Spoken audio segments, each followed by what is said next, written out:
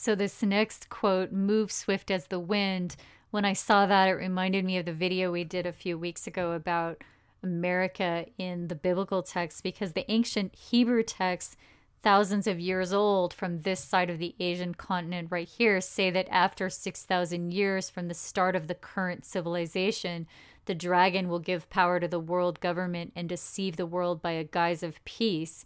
And it even says the world government will lay a snare for them, and the king of the north will move swiftly.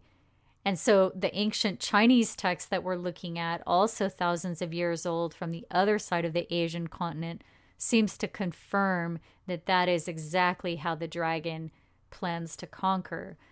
So a few more quotes from the book. Quote, the greatest victory is that which requires no battle. Strike at what is weak, subdue the enemy without fighting. The skillful leader captures their cities without laying siege to them. Take the enemy's country whole and intact. And here's maybe the most important quote. All warfare is based on deception. Hide order beneath the cloak of disorder. Conceal courage under a show of timidity, masking strength with weakness. So it's interesting when you consider that several communist defectors claim that Russia faked their own demise in order that their targets will drop their guard, because it seems to be right out of the ancient Chinese war strategy book. So if Russia is using ancient Chinese tactics by faking disharmony, isn't it even more probable that the Chinese would use their own tactics as well? What if these islands off the coast of China that are supposedly in disharmony with China, what if these are in reality working together with China? I mean, doesn't that make more sense? If you think about it, the US dropped 2 atomic bombs on Japan in 1945, the single most horrific act of war in the history of the human civilized world. But after that, Japan seems to have become better friends with the US than with their own mainland of China. I'm finding that line of reasoning difficult at this point. I think we all know the East Asian cultures are fiercely patriotic. And if you were to create a psychological profile of the entire East Asian culture, the post-nuclear behavior doesn't fit at all. Even a culture without pride would be angry. I mean, it's basic human nature to feel outrage after such an act. I know I personally feel outraged over it, and I didn't grow up in that region.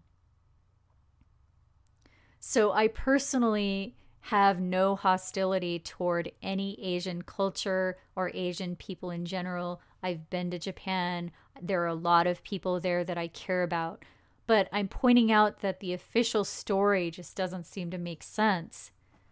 These islands off the coast of China may actually be serving as a kind of deceptive shield, presenting a front of disharmony, weakness, and war to the world, but in reality, gaining strength in their bonds against the West after the bomb. And probably the civilians are not aware of it, if that's the case. So I'm not referring to the civilians, obviously. But since Russia seems to be using those tactics as well, the dragon may include this whole area right here.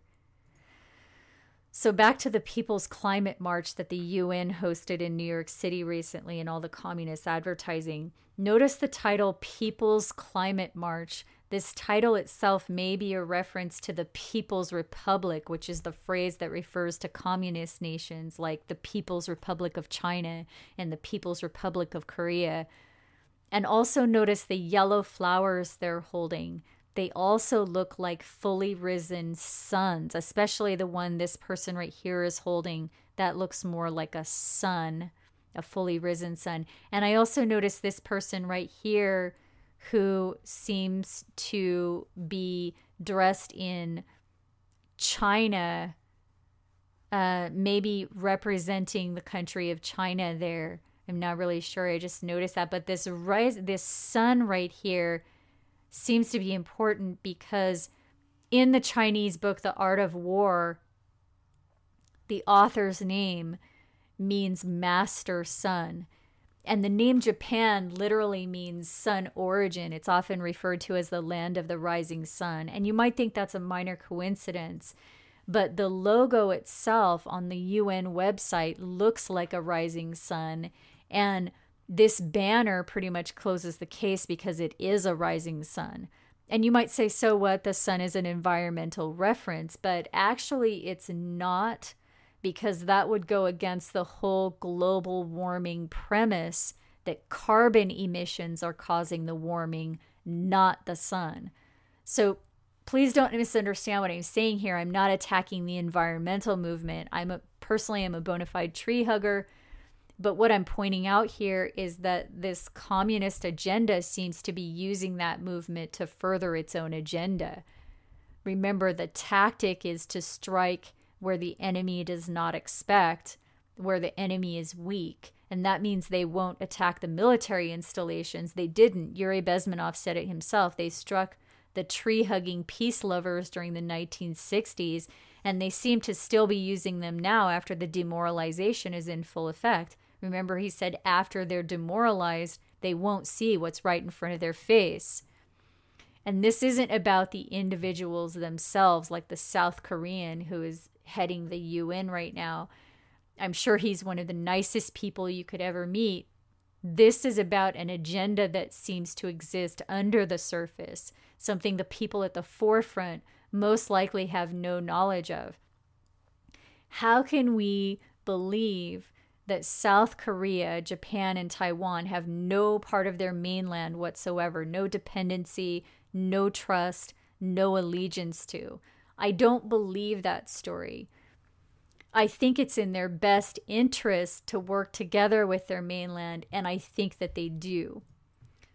So look at China's flag. It's one large yellow star and 4 small yellow stars. So what do these 4 stars represent? I don't know exactly, but they may represent the 4 Asian tigers or Asian dragons, which are Hong Kong, Singapore, South Korea, and Taiwan. So we have the mainland dragon right here, China, and the 4 smaller dragons right here, including South Korea. Maybe that's what it means. But also remember Sun Tzu, which means master sun. So in other words, this star right here would be master sun, and the other 4 stars, including South Korea, would be the others. And Japan, and they not only would be the other suns, the smaller suns, but they're also the dragons, including South Korea again. And Japan means sun origin. Excuse me. So, in other words, origin of China. If China is the master sun, then Japan is origin of China. And notice the island of Japan itself resembles a dragon. Here's another view of it right here and right here. It looks very much like a dragon. And I almost think we're talking about this a little too late, because it seems the sun has already risen in America. Just a few days before the UN People's Climate Summit, this article ran in the Washington Post, and it immediately reminded me of the Japanese flag. It's a picture of a rising sun over Washington, D.C., and its color is obviously enhanced, but the color enhancement is the exact same color of the circle in the Japanese flag. So Japan, the land of the rising sun, a rising sun over Washington, D.C. So right here. But this is another Japanese flag that was used for the Japanese Imperial Navy until 1945 when the bombs were dropped. Notice the similarity between this 1945 flag and the Obama logo. It has the rising sun right here and the red stripes. And Obama was born in Hawaii, and from ages 6 to 10, he lived in Indonesia. So Hawaii right here and Indonesia right here. That is the closest you can get to the dragon without seemingly being a part of it. And you might have noticed Obama's deep bow to the Emperor of Japan, and also his bow to the Chinese president. And I'm sure he did this as a courtesy to these nations because it's part of their culture to bow to each other as a form of respect. But while the Japanese emperor does make a slight recognition of Obama's very low stoop, notice that the Chinese president here clearly is not making any effort whatsoever to return that show of respect. And remember the White House dinner given for the Chinese president in 2011, where the Chinese pianist played the song My Motherland, which was written for a 1956 Chinese war film about the Korean War, in which the Chinese soldiers are the heroes and the bad guys are Americans. One person said about this, quote, "Playing this song at a White House state dinner is the rough equivalent of an American president providing music from Rambo 2 during a visit to Vietnam." And then another quote from an anonymous person on a Chinese website says, quote, "It's deeply meaningful to play this in the United States, but I don't know if the Americans can understand, haha." So here are the lyrics to the song right here. Of course, it's mainly about the beautiful motherland of China, which truly is beautiful. I personally have been to Hong Kong, and I can honestly say it was the most beautiful place I've ever seen from the air. But notice how it says right here, "How flower-like are the young ladies," which may be another connection to this whole thing right here. But then it says, "In order to usher in a new era." And that's probably the most important lyric right there. In order to usher in a new era. And then it says, "If the wolves come," that's a reference to America in the film. "If the wolves come, those who greet them have hunting guns." And then it references the sun again. So this song was played in January 2011 at the White House. And again, the main point about it is the film that it refers to about Korea, in which the China is the motherland, the beloved place, and the Americans are the enemy. So that's the point. And this ties into a Disney television series that debuted that same year in 2011. In the series, people from a beautiful land are forced to live in a cursed place, which is an American town. And the clock tower in that town is stuck at 8:15. And this curse, symbolized by purple smoke, is an obvious reference to the bombing of Hiroshima, which occurred at 8:15 in the morning. So this scene here appeared in the final episode of season 1. And season 2 started out with Mulan, the Chinese princess, dominating the American princesses, quote unquote. So the 8:15 first appeared in the Disney movie Peter Pan that came out in 1953. But it says here they actually started production on this film before the war began. So there's no doubt in my mind that the 8:15 represents the time the bomb was dropped on Hiroshima, which means Peter Pan may refer to Japan. So I'm not sure what the message is, but 8:15 can also be represented as a month and year, August 2015, which will be the 70th anniversary of Hiroshima. And Ban Ki-moon, the South Korean who is currently the 8th leader of the United Nations, is 70 years old this year. He'll be 71 on June 13th of next year.